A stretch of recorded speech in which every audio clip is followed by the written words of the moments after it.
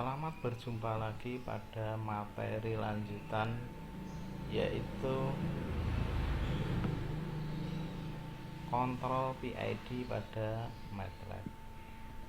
Jadi yang pertama, ini kita bagaimana menerapkan dan mengamati kontrol PID pada MATLAB. Saya tidak akan menyusun satu-satu rangkaiannya, tapi sudah saya siapkan. Yang pertama, kita merancang sebuah kontrol PID diawali dari sebuah plan atau transfer function. Inputnya di sini adalah step. Jadi ini step function ini berfungsi sebagai input. Kemudian outputnya adalah sebuah scope di sini. Saya jadikan output, di mana outputnya ini memiliki multiplex untuk membandingkan input dan output. Kita run selama 20 detik, kita jalankan. Kita lihat seperti apa sih outputnya. Wah, ini inputnya dari 0 ke 1. Ini outputnya nggak karu-karuan nih, osilasi kemana-mana. Itu kalau kontrolnya hanya sebuah transfer function tanpa pelengkap yang lain. Selanjutnya kita lihat apa yang terjadi kalau kita berikan umpan balik.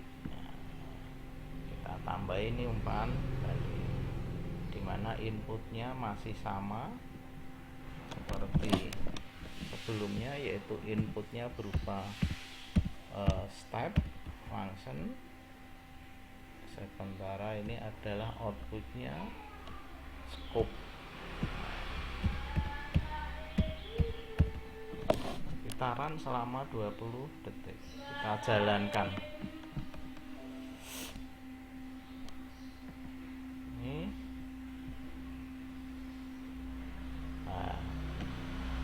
outputnya sudah merespon adanya perubahan input, tetapi terjadi masih osilasi. Bentuknya begini.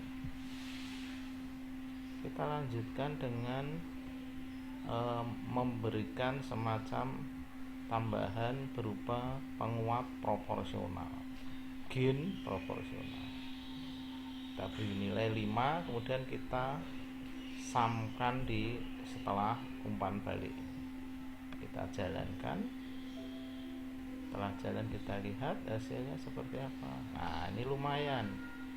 Spike-nya masih di atas 1, tetapi problemnya adalah input dan outputnya nggak sinkron. Kalau kita amati ini dengan scope nih, nah biru dan kuning ini nggak ketemu nih, berdua terus tapi nggak ketemu, sehingga nilainya nggak pernah tercapai. Nah, cara mengatasinya apa? Kita pasang integrator. Integrator ditaruh di atas ini di atas kafe, kemudian kita jalankan. Kita amati outputnya. Nah, ini outputnya sudah bisa ketemu antara input dan outputnya. Atau kita beri nama di sini sama dengan yang tadi ya, supaya enak. Ini outputnya kita beri CS, inputnya kita beri nama RS.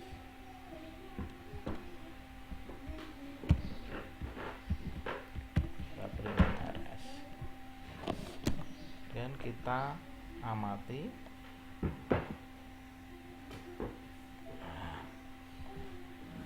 Nah, antara CS dan RS ini sudah bisa ketemu antara output dan input. Tetapi spike-nya masih sekitar, ini berarti berapa ini? Ini sekitar 1,4 kira-kira. Kita turunkan lagi spike-nya dengan rangkaian derivatif. Kita lihat rangkaian derivatifnya. Nah, ini kita kita beri nama sama di outputnya seperti tadi C, kemudian di inputnya kita beri nama R. Udah, kita run 20 detik. Kita amati outputnya apa yang terjadi dengan tambahan derivatif. Nah, kurang dari 1,2 ini sekitar berapa? 1,1 kira-kira secara skala. Nah, ini sekitar 1,1 antara output dan input. Oke, selanjutnya kita mau menambahkan ini. Kalau kita lihat kelemahan salah satu yang utama ini kan ada dari 0 ke 1 ini kan tajam bentuknya langsung, makanya kita harus menghaluskan ini inputnya ini supaya dia ada delay sedikit, sehingga nanti semakin klop antara input dan output dengan menambahkan satu tambahan rangkaian transfer function di belakang dari input stepnya. Nah, seperti ini. Kita lihat lagi selama 20 detik. Kita amati outputnya.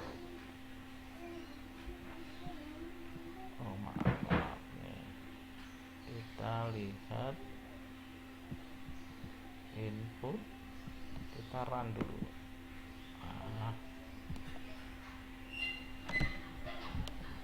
Kita, nah, maka di sini kita akan lihat. Nah, ini ada lengkungan di pojokan stepnya, sehingga dia tidak langsung di 1 detik, tapi ada lebihan sedikit, sekitar 1, berapa, mungkin 0,5 atau berapa. Itu cara dari menghaluskan atau supaya input dan outputnya ini sebenarnya tujuannya dia responnya lebih klop, lebih fit. Nah, kita amati lagi kenapa spike-nya masih sekitar 1,2. Caranya kita pasang scope. Yang saya curigai adalah adanya ini di sini keluaran dari sum ini. Saya curiga, makanya saya pasang scope lagi 1 di sini.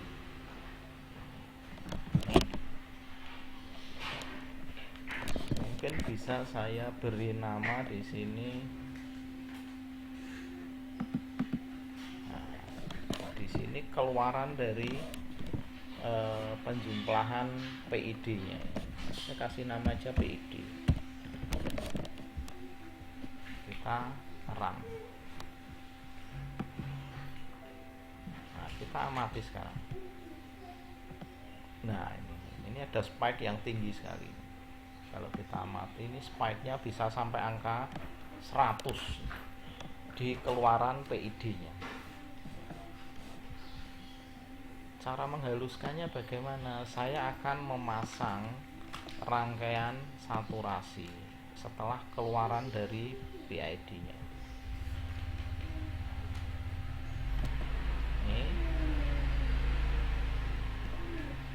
Jadi keluaran dari PID-nya kalau kita beri saturasi dulu, maka nilainya akan berubah. Tadi spike-nya sampai 100, sehingga respon outputnya akan jadi, nah, kalau sekarang kan sekitar 0, sekarang hanya sampai nilai 7, sehingga di sini akan mestinya akan lebih baik.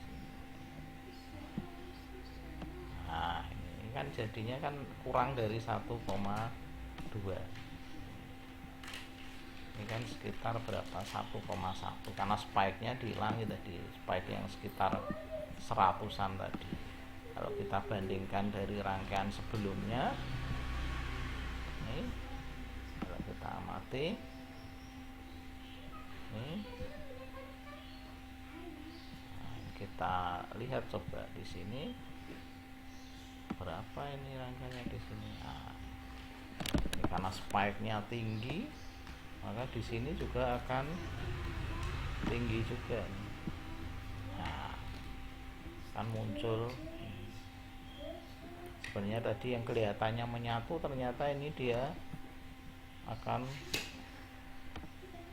delaynya ini akan lama nih, supaya kuning dan biru supaya ketemu ini akan lama.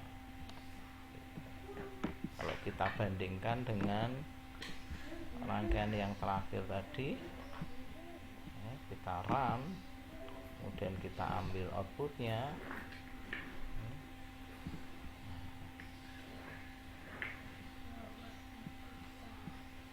ini kita close kan lagi, kita ambil rangkaian yang di sini.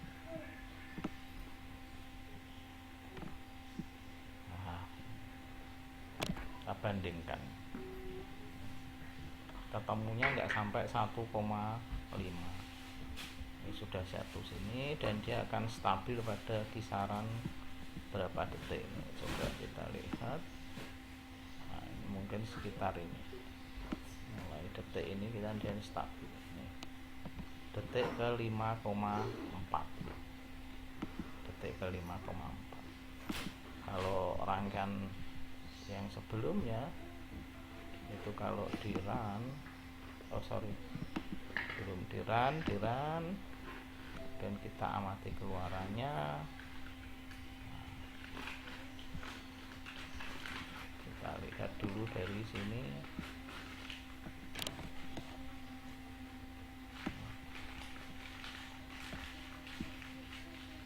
Nah, ini masih belum bisa stabil ya. Coba kita lihat antara detik keempat sampai ke